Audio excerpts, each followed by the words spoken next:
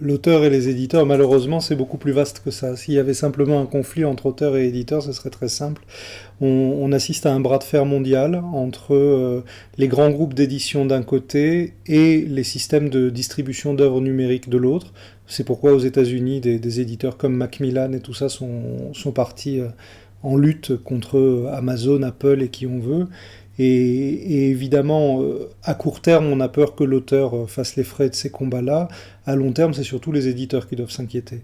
Donc on assiste à une modification profonde de la façon dont on vend, dont on consomme de la littérature, et tout le monde risque de beaucoup souffrir là-dedans.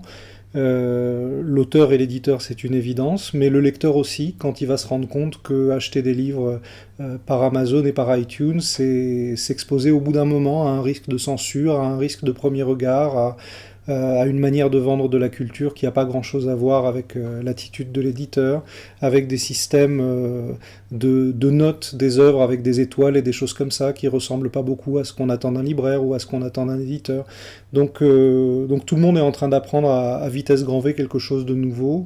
Je crois qu'il est à la fois urgent de se mobiliser, en même temps diaboliser personne, parce que aussi bien les éditeurs que les auteurs, que même ces nouveaux modes de distribution, bon, tout ça est nouveau, on va voir où ça va. Euh, Par expérience, moi je me souviens d'une interview de Stéphane Grappelli où il explique que quand la radio est arrivée, même pas la radio, il y a une interview de Stéphane Grappelli où il explique que quand le phonographe est arrivé, on pensait que c'était fini pour la musique, parce qu'on n'aurait plus besoin de musique live dans les rues et dans les restaurants et dans les cafés. Euh, Par expérience, personne n'a jamais pu s'opposer à une nouvelle manière de vendre ou à une nouvelle technologie. Donc plutôt que de s'opposer bêtement, oui, réfléchir tous ensemble à comment on peut survivre à ça, oui. Maintenant, moi, émanant des ministères de la Culture, j'ai toujours entendu de très beaux discours. Je me souviens, il y a 2 ou 3 ans, de Frédéric Mitterrand qui disait des choses formidables. Après, il faut relativiser le pouvoir d'un pays comme le nôtre quand quelque chose d'aussi mondial se prépare. Il faut avoir conscience que nulle part comme en France, on ne protège la littérature. Et grâce à Jack Lang, hein, il faut se rappeler de choses comme ça, le prix unique du livre et tout ça. Euh, le droit moral des auteurs, c'est quelque chose qui aussi n'existe que chez nous. Combien de temps on va pouvoir exister avec ça face à des systèmes de copyright, face à des... L'idée que je défends, qu'il s'agisse de cinéma ou de littérature, c'est que la France est pratiquement leader en Europe dans la protection des auteurs, et plutôt que d'être frileux, on devrait conquérir l'Europe. C'est-à-dire qu'aujourd'hui, on considère que les normes européennes vont transformer et notre cinéma et notre littérature en marchandises, donc on protège notre exception culturelle en disant, bon bah on est le village d'Astérix, on va se protéger contre tous ces méchants. Moi je pense qu'on est assez puissant, je fais un peu mon Mélenchon, je pense qu'on est assez puissant pour prendre l'Europe d'assaut et mesurer à quel point en Italie, en Espagne, en Allemagne, en Angleterre aussi, il y a des artistes et des auteurs qui rêvent que d'une chose, c'est d'avoir le même système que nous, et je suis sûr que s'il y avait du volontarisme, on pourrait faire ça. Malheureusement, qu'est-ce qui se passe cette année? Moi, j'ai la plus grande sympathie pour Aurélie Filippetti, mais elle a perdu 4%. C'est la première fois dans l'histoire du ministère de la Culture qu'un ministère de la Culture perd 4% en une année. Malgré la crise économique, c'est colossal. Je fais partie des gens qui pensent qu'en période de crise, la culture, c'est la dernière chose sur laquelle il faut rogner. Parce que c'est ça le rempart contre le populisme, c'est ça le rempart contre le manque de jugeote, de quoi que ce soit. On a besoin en ce moment que des gens nous amènent des histoires, des œuvres, des visions pour dire ok, on va essayer de trouver un équilibre. Donc voilà, moi je suis très européen dans la mesure où la France se montre capable de conquérir l'Europe.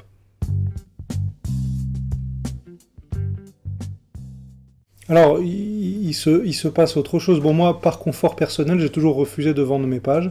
Parce que ça m'énerve, parce que j'ai pas envie de me préoccuper combien elles coûtent et est-ce que celles des copains on les vend plus. Je vais essayer de pas mettre de concours de bides dans cet endroit-là. Après, qu'est-ce qui se passe? Il se passe que les lecteurs de bande dessinée vieillissent, ils commencent à devenir pour certains des grands bourgeois et ils veulent se payer de l'art à leur maison. Bon, c'est pas cher d'acheter une page de bande dessinée ou d'acheter un dessin. Évidemment, Bilal c'est très cher, évidemment Christophe Blain c'est très cher, mais on peut avoir pour pas si cher un dessin original ou quoi, et il y a des gens qui sont heureux de ça, donc pourquoi pas. Le marché finalement, moi j'ai beaucoup critiqué ça au début, mais en fait ce marché il est assez vertueux puisqu'il permet à des auteurs d'abord d'avoir un meilleur mode de vie, ensuite de rencontrer un nouveau public, de rencontrer des gens qui s'intéressent à leur travail, et petit à petit de battre battre en brèche ce mur qui a séparé l'art contemporain de la bande dessinée. Voilà, maintenant il reste un petit problème que moi j'ai pas encore résolu, c'est que pour moi une page de BD c'est pas fait pour être mis au mur. Pour moi, une page de bande dessinée, ça existe comme objet imprimé. En tant qu'original, ça m'intéresse pas. D'ailleurs, mes originaux, je les perds, je les retrouve jamais. Donc c'est pas un problème d'art élitiste ou d'art populaire, c'est un problème de la destination d'un dessin. Un dessin de bande dessinée, c'est fait pour être imprimé. Moi, il me semble que quand un auteur de bande dessinée veut être au mur, eh ben, il faut qu'il ait le courage, comme Marjane Satrapi, de dire allez, je vais faire des peintures. Ou comme Bilal. Mais je trouve que c'est courageux parce que elle est pas en train d'amener ses pages de BD. Elle est en train de dire bon, j'ai du respect pour le monde des BD, c'est un monde de livres. Je fais un livre quand je fais une bande dessinée. Et quand je veux exister dans les galeries, eh ben, je fais une peinture et je me confronte aux critiques d'art qui peuvent aimer, qui peuvent ne pas aimer. Donc moi je trouve ça bien de changer de branche, hein, tant qu'on reste dans le même arbre. Et ça demande sans doute un peu de courage. Voilà. Après j'ai pas d'opinion, je dis pas c'est bien, c'est pas bien. Je dis, moi ça m'amuse pas de vendre mes originaux. Voilà.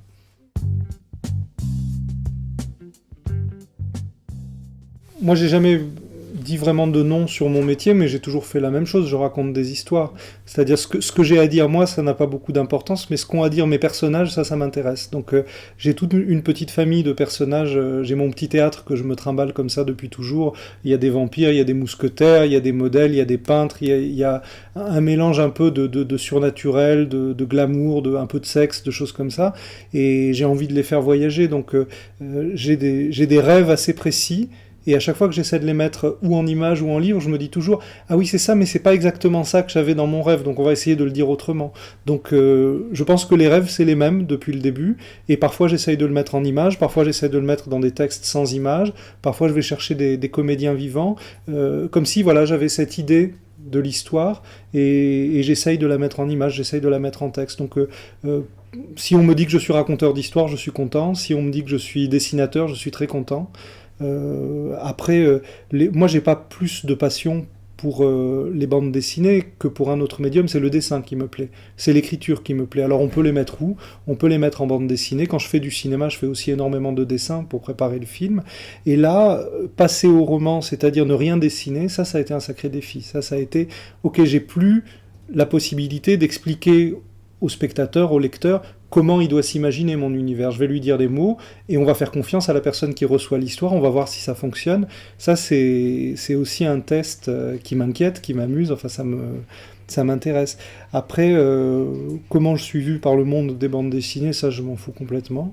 Moi j'avance là-dedans depuis une vingtaine d'années avec 30 ou 40 copains qui sont mes proches, qui sont un petit peu de ma génération, et je rencontre beaucoup de jeunes auteurs parce que je suis éditeur, donc on a un rapport professionnel ensemble. Donc moi ce qui m'importe c'est les gens avec qui j'ai un rapport professionnel, soit les gens avec qui je vais écrire, soit les gens que je vais publier, et ensuite bien entendu les lecteurs qui sont les gens que je rencontre voilà.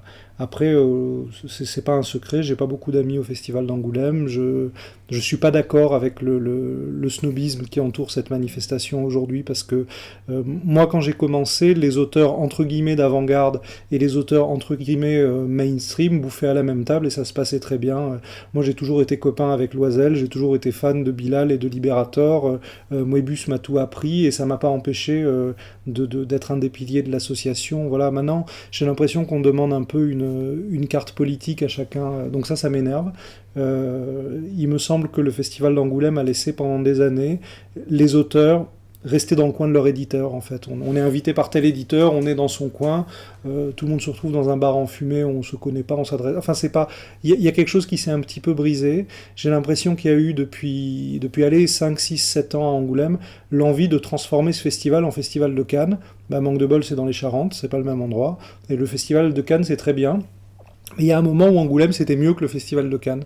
Et je veux pas jouer les vieux cons, hein, je dis pas avant c'était mieux, je dis juste qu'il y a un moment où ce festival a décidé de se la jouer gros machin international. C'est sans doute très bien pour la presse, mais au quotidien, pour moi il y a un truc qui s'est brisé. Alors, les mauvaises langues diront que c'est parce que j'ai vieilli, peut-être.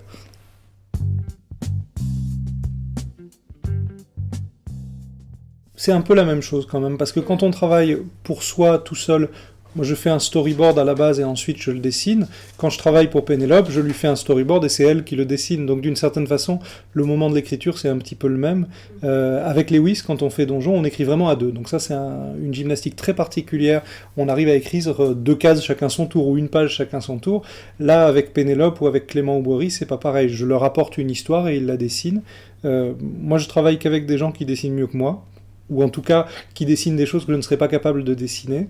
Parmi les plus jolies rencontres que j'ai eues, il y a eu Christophe Blain, il y a eu Blutch qui est venu sur un donjon, il y a eu Patrice Kilofer, enfin bon, j'ai eu la chance de travailler avec les dessinateurs que j'admire le plus, et là, voyant arriver des talents comme ceux de Clément Aubry ou de Pénélope Bagieux, j'ai envie de mettre un peu leur musique sur mes histoires, et avec Pénélope, l'enjeu, moi qui fais toujours plein d'histoires de cul, plein d'histoires de séduction, là on s'est mis un groupe où il y a 7 nanas qui sont coincées dans un vaisseau spatial. Et fatalement, ça va parler d'autre chose que de séduction, puisque globalement, elles sont toutes hétéros, et elles n'ont pas d'objet de désir là-dedans. Donc enfin, on va mettre en scène des filles qui vont parler d'autre chose que de trucs de séduction, de machin ou quoi, et elles vont avoir des discussions, finalement, d'ego, ou de carrière, ou de qu'est-ce qu'on rêve de devenir, ce qui est d'autant plus absurde que la planète a explosé. Donc, qu'est-ce que tu veux devenir une fois qu'il n'y a plus de planète? On invente la BD post-zombie, un peu. C'est la BD. L'apocalypse a déjà eu lieu, il n'y a plus rien. Il y a juste ces filles-là qui aiment la danse et qui sont perdues dans un vaisseau spatial. Et c'est formidable de dessiner avec Pénélope parce que elle met une fausse légèreté derrière tout ce qu'elle fait.